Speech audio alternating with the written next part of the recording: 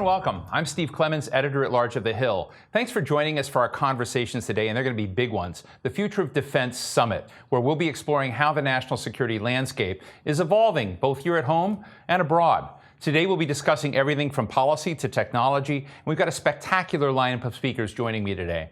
Before we begin, I'd like to thank our sponsors, Collins Aerospace and Lockheed Martin, for their support of today's conversations. Throughout the afternoon, we'll be discussing priorities and pillars of principle across defense and intelligence agencies and Congress. What are the Biden administration's key security goals and objectives? How is the United States keeping pace with great power competitors like China and Russia?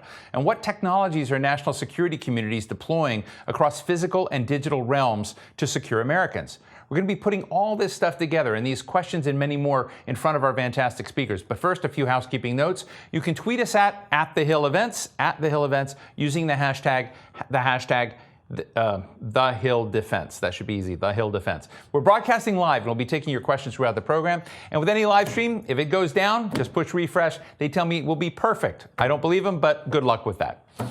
My first guest is Avril Haines, the Director of National Intelligence. She's previously served as Deputy Director of the CIA and as Principal Deputy National Security Advisor in the Obama White House. She's the first woman in history to lead the U.S. intelligence community. Director Avril Haines, I love saying that. It's great to see you. Let me just open this conversation today. I want to have different views from folks from different parts of our intelligence and national security establishment talk about the scaffolding, the parameters that matter, and how an administration like the Biden administration, lays out an agenda and strategy for what it wants to do and tries to preempt being tugged away, reacting. Does that make sense? And I know you play a key role in that. No, I think that does make sense. And it's particularly important in the context of intelligence, I'd say. But first of all, let me just say thank you so much, Steve, for inviting me and for letting me be a part of your, the Future of Defense Summit. I think it's a phenomenal sort of forum in which people can really talk through some of the more issues that they're facing right now. And I would say that additionally, just, as somebody that has worked in national security for a long time, as I know, basically, entire audience have, it's virtually impossible to not be subject to the kind of perennial concern that you are focused on urgent and not the important. Your inbox is essentially running your life. And as we are facing just an unprecedented number of challenges across a range of issues, there's just no question part of what we're hoping to do through the intelligence community work that we provide for policymakers is give them a sense of the landscape, help them to focus on what's important, and to really be able to be sure that they're not missing something as they're focused on whatever the particular crisis is that they're dealing with in that moment, but also that we're giving them good intelligence on that crisis so that they can manage it as appropriate. Can you give us the quick picture of your purview? I know there are 18 different intelligence units in the U.S. government. You sit in the middle of that. How is that role structured? What is your role? How has it evolved? Yeah, absolutely. So if you look at the statute, it's a very long list of responsibilities that the Director of National Intelligence has.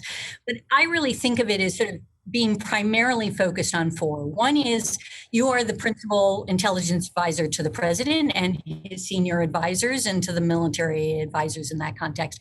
That's obviously a huge role. And in that context, you're really providing intelligence to help decision makers inform their decisions. And that is frequently reduced to but it's a huge system that really exists to provide analysis across a range of issues and to a number of customers in a sense throughout the U.S. government. So that's sort of one piece of it. A second one is that the role of the Director of National Intelligence is really to coordinate and integrate collection, analysis, and counterintelligence across all of the different components noted. We are one of the 18. But it is a huge intelligence community, and that's a really important piece of what we do. The third, I would say, is really in being a good steward for resources. So a big piece of what I do is work through, as we are now for FY22, budget for the intelligence community, the National Intelligence Program. We also coordinate with the Department of Defense on the Military Intelligence Program. And we're trying to make sure that we're actually leveraging what is absolutely useful across the community to each other's advantage, so that what we produce at the end of the day really helps us to meet the priorities that we have from the policy community, essentially, and serving their needs ultimately. And then finally, the last one that is not as often mentioned, and it's not really per se in the statute, but I do think it's a part of what was intended for the Director of National Intelligence, is that we serve as basically a position through which you look at what are sort of the strategic priorities and sort of the vision for the intelligence community. How do we make sure that we're thinking over the horizon for the intelligence area, essentially, and make sure that we're investing in those longer term investments and thinking through the longer term issues that the intelligence community is going to be facing, and that we as a whole, in a sense, can actually address those issues. Avril, I'm going to try and ask a question. I may get it wrong, but I'm genuinely interested in this. That I know that we have very, very close allies and partners. We have what's called the Five Eyes Agreement, our closest allies that we share our closest intelligence with, and they too with us. And just to be honest, the last 4 years has put a dent in some of that trust. Where are we today with those allies? Do we have to restore trust? Do we have to do some trust building with our closest allies? Or has there been generally good continuity in terms of that of those intelligence relationships? Yeah, I mean, I think we do have to rebuild some trust with allies, and that's an issue that the policymakers obviously are focused on. Within the intelligence community, I'd say it's a different type of partnership in some respects, and less subject to the politics of those issues. And yet at the same time, it's increasingly important for us to invest in those partnerships, to make sure that we're working with our partners and allies across a range of issues. And, you know, in some respects, I think it's easy to think about this through the lens, you know, we all want to leverage what the others are doing and make sure that we're not replicating, and that we can actually bring forward through our intelligence services with allies, you know, what the Australians are finding, the Kingdom, others, et cetera, and that they're using what we're finding, and that that's helpful to all of us in our mutual defense, right? But then there's another element to this that I think is something you see on a bipartisan basis, an interest in seeing intelligence communities work together, really lay out a common picture for their policy minders, in a sense, so that when policymakers come together in order to be able to work together as allies and partners, they're really operating in a sense from a common. And I think that's something we can really use for done. And I've seen that be done over the years. And that's something we want to invest in more. Look, you and I have both been around these circles for long enough that when you see a list of concerns like China, Russia, Iran, North Korea, terror groups, there's nothing surprising in that. But what may be surprising are the methodologies that threats are being delivered, or the evolving landscape that both non-state and state actors have to play on. I guess my question is, for you is, what does the intelligence community need to do to ramp up so that it is not tracking old ways of doing things with conventional and known threats, but it is looking at the new ways in which we're vulnerable? Yeah, it's a really insightful question. And I know, Steve, you've been thinking about this too. Let me give you just a couple things that I think are changing today, that require us to change in innovative ways. One is that we are facing an increasing pace of threats that have interdisciplinary elements to them. So, obviously you're going to be focusing, I think, a fair bit on technology in your discussions. And, our leadership in science and technology affects our military, our economic, our diplomatic, our intelligence capabilities, and in interrelated ways, mutually reinforcing frequently, and in subtle ways in many respects. So you have to sort of pull out how that's affected, not just in the most obvious of China, but across a range of issues.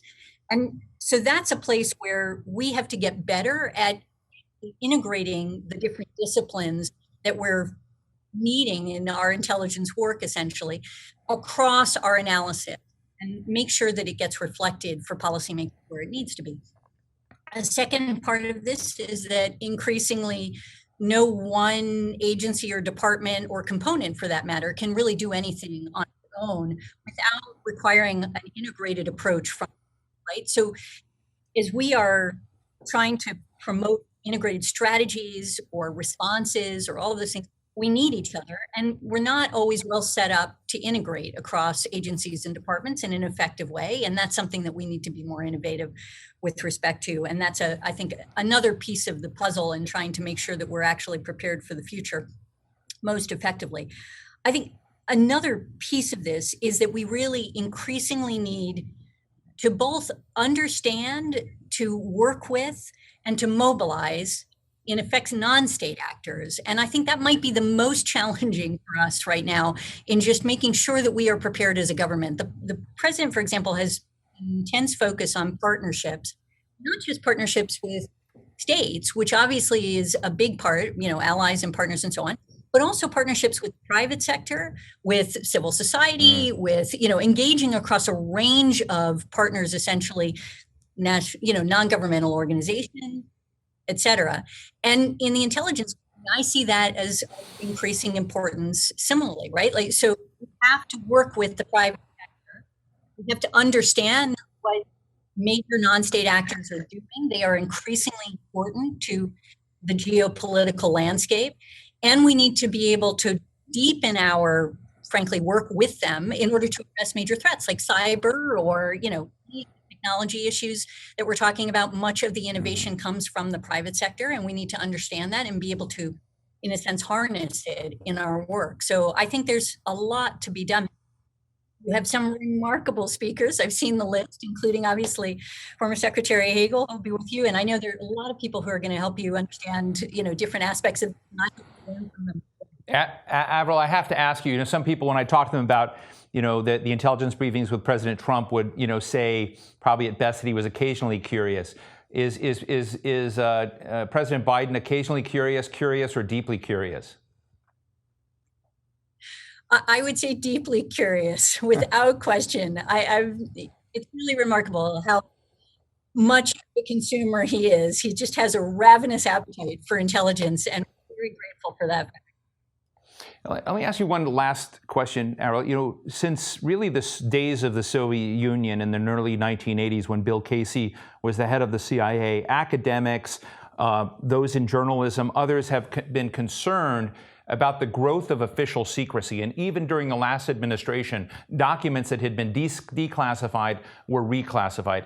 Is there a palpable understanding of the dangers of over secrecy, of creating too many secrets in your world? And is there a respect for trying to keep as much of it out of your world as possible? Yeah, I think this is a major issue, and I'm glad you raised it. I mean, you've seen so many blue ribbon commissions, frankly, over the years come to the same conclusion, which is that we have a problem with overclassification. That doesn't mean that we don't need to classify things in the intelligence community. We obviously do, and it's something I intend to protect jealously. But it's an issue for us, even from a national security perspective, times to the challenge that we sometimes produce through overclassification. And we need to make sure that our institutions are structured in a way that help to mitigate against that, because it's very challenging to sort of push back against the incentives, in a sense, in that space. But it's also true that, as we work through in this new world, how it is that we collect information, how much is available in an open source way, and making sure that we are actually thinking that through in an effective way. Obviously, mindful of privacy and civil liberty, but also recognizing just how much value already many from the outside are bringing by analyzing what is part of open source material and making sure that we're actually thoughtful about that and we're engaging appropriately on those issues. Well, Avril Haines, Director of National Intelligence, real honor to have you on with us today, and I hope you'll come back. Thanks for giving us these slices inside your world. We really appreciate it. Truly my pleasure. Thanks so much, Stephen. Thanks so much for your work.